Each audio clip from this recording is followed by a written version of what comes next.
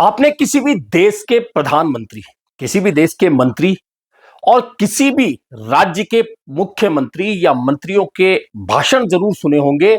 और भाषण सुने होंगे तो उन भाषणों में दो तीन बातें हमेशा होती है। एक तो यह है कि मैं मेरे देश को भ्रष्टाचार मुक्त रखूंगा, ना किसी को खाने दूंगा ना खाऊंगा। यानी कि भ्रष्टाचार को लेकर, भ्रष्टाचार मिटाने को लेकर बड़ी बड़ी बातें होती है। राज्य में भी आप मुख्यमंत्री और मंत्रियों से अगर भाषण सुनते हैं तो इसी तरह की बातें आती है। एक, भ्रष्टाचार मुक्त प्रदेश को बनाना, देश को बनाना।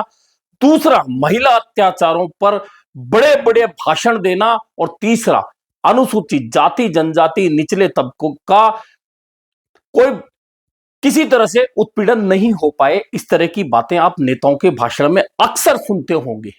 लेकिन क्या वास्तव में नेता जिस तरह के भाषण देते हैं, राज में आने के बाद में उनका पालन करते हैं? दरअसल ये तमाम बातें आंकड़ों में आकर झूठी साबित होती है उन नेताओं की कि आखिर नेता जो बोलते हैं वे राज में आने के बाद में उसके विपरीत व्यवहार हो जाता है उस राज का। और जिन बातों को रोकने के लिए वे वोट लेकर आते हैं उनमें लगातार वृद्धि हो जाती है, चाहे वह भ्रष्टाचार हो, चाहे महिला उत्पीड़न हो, चाहे SC ST उत्पीड़न के मामले हो। और आंकड़े कभी झूठ नहीं बोलते, क्योंकि आंकड़े खुद वह सरकार ही तैयार करती है। सरकार के राज में ही आंकड़े तैयार होते हैं। जी हां, राजस्थान को लेकर आज इसी पर चर्चा करेंगे। मैं हूं जर्नलिस्ट योगेश के शर्मा। अगर वीडियो पसंद आए तो आप लाइक और सब्सक्राइब जरूर करें। राजस्थान में बड़े चौंकाने वाले आंकड़े आए हैं भ्रष्टाचार को लेकर, महिला उत्पीड़न को लेकर और इसी के साथ SC ST को लेकर। उत्पीड़न ज्यादा होता है सरकार में, कम होता है भ्रष्टाचार सरकार में, ज्यादा होता है कम होता है, यह एक अलग मामला है। और अलग मामला इसलिए हो जाता है कि भ्रष्टाचार के मामलों में या तो अपराधी पकड़े नहीं जाते हैं, और पकड़े जाते भी हैं तो वे छूट जाते हैं। महिला उत्पीड़न को लेकर भी आप कह सकते हैं कि महिला उत्पीड़न में वृद्धि और कम होना यह सिर्फ आंकड़ों पर निर्भर होता है। बहुत सारी सरकारें सिर्फ आंकड़े गिनाकर कहती है कि उनके राज्य में अपराध कम हुए हैं, महिला अपराध कम हुए हैं, SC ST पर उत्पीड़न जैसे मामले कम हुए, और इसका श्रेय देकर, अपनी कानून व्यवस्था को श्रेय देकर सरकारें अपनी पीठ थपथपाती हैं।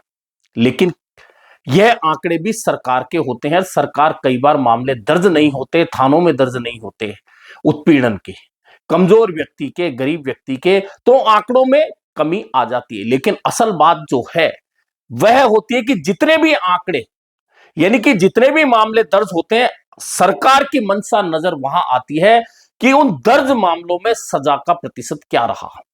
तो राजस्थान में जो चौंकाने वाले आंकड़े आए हैं सामने, वह निश्चित तौर पर चिंताजनक है कि सरकार भले ही अपराध के आंकड़े घटने की बात करे, लेकिन जितने आंकड़े दर्ज हुए उन आंकड़ों में सरकार की ओर से पैरवी करना, अनुसंधान करना, साक्ष्य जुटाना, जो पुलिस का काम होता है, जो कानून का काम होता है, वह जुटाकर अदालत में लेकर जाती है और अदालत में उनके आधार पर सजाएं तय होती है। और अगर राजस्थान का यह आंकड़ा पिछले 5 साल का है तो बहुत डरावना है कि भ्रष्टाचार के मामले हो, महिला उत्पीड़न के मामले हो, SC ST उत्पीड़न के मामले हो, इनमें सजा का प्रतिशत लगातार गिर रहा है।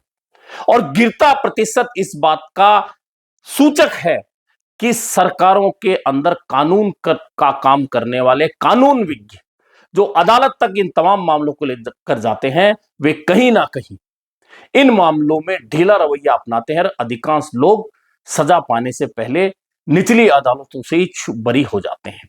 जी हां, राजस्थान के ये आंकड़े हैं। और इन आंकड़ों पर बात करें तो भ्रष्टाचार के मामलों की बात करें तो 70% मामलों में, जी हां, 70% मामलों में भ्रष्टाचार के मामलों में बरी होने का जो सिलसिला शुरू होता है, अधिकारी, कर्मचारी या अन्य कोई जो भी भ्रष्टाचार के मामलों में पकड़े जाते हैं, वह निचली अदालत से ही 70% से ज्यादा लोग बरी हो जाते हैं। अब बात करें महिला उत्पीड़न की तो यह आंकड़ा तो भ्रष्टाचार से भी ज्यादा डराने वाला मामला है।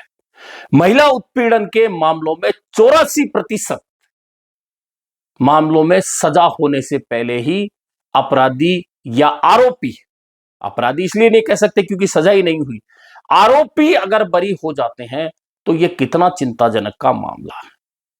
हालांकि कई बार आंकड़े परसेंट 2% से ऊपर नीचे होते रहते हैं सजा के, लेकिन लगातार 5 साल तक अगर सजा का आंकड़ा 20 से 22, 24, 23% तक ही घूम रहा हो तो आप सोच सकते हैं कि यह चिंताजनक आंकड़ा होना चाहिए। अब राजस्थान में यह आंकड़े जो सामने आए हैं तो भ्रष्टाचार के मामलों में सबसे चौंकाने वाला मामला आया है कि 70% मामलों में अफसर और कर्मचारियों को क्लीन चिट मिल जाती है निचली अदालत से ही। और इसी के साथ महिला उत्पीड़न के मामलों में 84% आरोपी कोर्ट से बरी हो जाते हैं।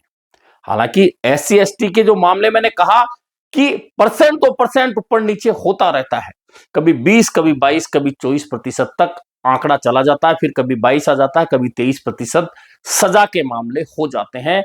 इसे बेहतर तो नहीं कह सकते, लेकिन इन दो मामलों के मुकाबले में ठीक कहा जा सकता है। लेकिन क्या सरकारें इसके बावजूद, इन आंकड़ों के बावजूद यह कह सकती है कि उनके राज्य में भ्रष्टाचार कम हुआ है, उनके राज्य में महिला उत्पीड़न कम हुआ है, उनके राज्य में SC ST के मामलों में कमी आई है, उत्पीड़न के मामलों में? सरकारें आंकड़े घटा बढ़ाकर अपनी पीठ थपथपा सकती है, लेकिन चिंताएं ज्यादा है कि भ्रष्टाचार के मामलों में 50% भी आंकड़ा अगर सजा का नहीं जा रहा है तो कर्मचारी अधिकारियों को फिर इस बात की छूट मिल जाती है कि जब सजा होनी ही नहीं है और सजा नहीं होनी, उन्हें बरी निचली अदालत से ही हो जाना है, तो फिर आखिरकार भ्रष्टाचार करने से अधिकारी कर्मचारी डरेंगे भी क्यों? यह आंकड़ा राजस्थान में आज की सच्चाई बता रहा है। और भ्रष्टाचार के मामलों में सजा घटने का मामला कितना तेजी के साथ बढ़ा है कि सिर्फ 29.46% लोग सलाखों के पीछे जाते हैं, और वे भी बहुत दिनों तक नहीं, उसके बाद वे भी जमानत पर आते हैं और थोड़े दिन बाद में उन्हें अभियोजन से इतनी छूट मिल जाती है कि वे आगे जाकर बरी हो जाते हैं, या सरकारें उन्हें छूट दे देती है और उन्हें फिर से पोस्टिंग मिल जाती है। ऐसे में अधिकारी और कर्मचारियों का भ्रष्टाचार का जो आंकड़ा है वह नहीं घटता है तो सजा का आंकड़ा घटता है। यानी कि यह अभियोजन निदेशालय की एक रिपोर्ट एक अखबार में छपी है, और अखबार में जो छपी है वह आंकड़े भ्रष्टाचार के जुड़े मामलों को लेकर है कि सरकार एक तरफ कहती है कि भ्रष्टाचार निरोधक ब्यूरो ने 4321 मामले अगस्त 2025 तक विचाराधीन रहे। इनमें अदालतों ने 746 प्रकरणों का निस्तारण किया। इनमें सजा सिर्फ 29% लोगों को ही मिली है, वहीं 70% बरी हो गए हैं। यह कितना बड़ा आंकड़ा होता है। और 2022 में सजा का यह आंकड़ा 52% से ज्यादा था, वहीं 2023 में यह आंकड़ा 39% हुआ। और अब अगर 10% और कमी हो गई है भ्रष्टाचार के मामलों में सजा की, तो फिर आप सोच सकते हैं कि भ्रष्टाचार रोकने के जो दावे हैं वे कितने झूठे प्रतीत होते हैं। अब महिला उत्पीड़न को मामला ले लें राजस्थान में, तो महिला उत्पीड़न के जो मामले हैं उन मामलों की बात करें तो नवंबर 21 में 9152 मामले थे, जिनमें सिर्फ 22% के आसपास सजा का आंकड़ा रहा है। वहीं 2022 में यह 11,880 मामले, यानी कि मामले प्रकरण दर्ज होने के बड़े महिला उत्पीड़न में, लेकिन सजा का प्रतिशत फिर वही 22% के आसपास रहा है। और 2025 में अक्टूबर तक के जो आंकड़े आए हैं उन मामलों में 12,037 मामले थे जो निस्तारित किए गए, लेकिन सजा का प्रतिशत जो है वह बेहद चौंकाने वाला है, और सजा का प्रतिशत सिर्फ 17% से भी कम, 16% से ज्यादा, 17% से कम रहा है। यानी कि महिला उत्पीड़न के मामलों में सजा दिलाने में पुलिस या साक्ष्य कमजोर साबित हुए, और SC ST के केसों में कुछ सुखद स्थिति कही जा सकती है कि 2021 में जहां सजा का प्रतिशत 24 से ज्यादा रहा, वहीं जून 2025 में यह आंकड़ा 28% से ज्यादा चला गया।